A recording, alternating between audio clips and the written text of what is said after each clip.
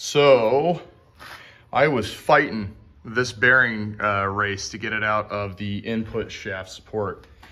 And in the process, I milled out the inside here. Let me get a proper pointing device. So that's not proper. Here we go. So you look here, you look here. I milled both those spots out because what I was trying to do is relieve the stress on the part and get it to shrink down.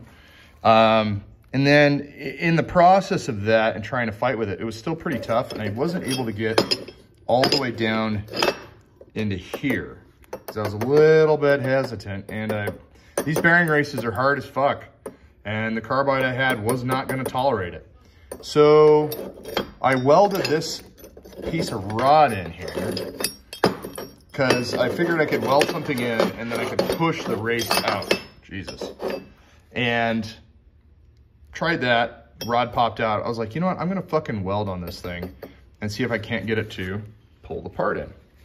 So as I did that, I heard it kind of cracking and whatnot. So I went back and I started heating this thing up with the TIG.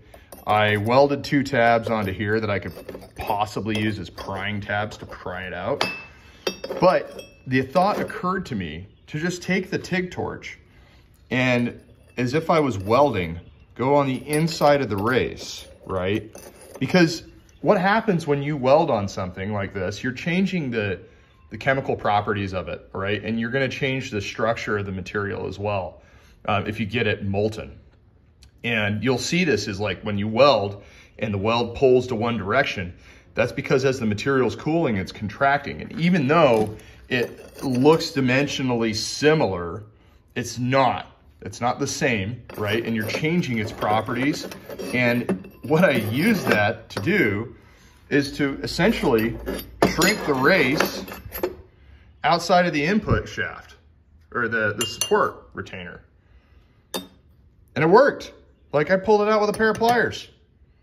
You know, this motherfucker was bound up tight. And I got it out by just waving the old TIG torch back and forth. It's not pretty. It all looks like shit. And I'm using a Century arc welder converted to a TIG welder. Listen, this isn't a high value production. You see I got grinding shit everywhere. I got machining collets on my setup. This shit shouldn't be anywhere near it. But nonetheless, here we are. So anyway, that's how that worked out.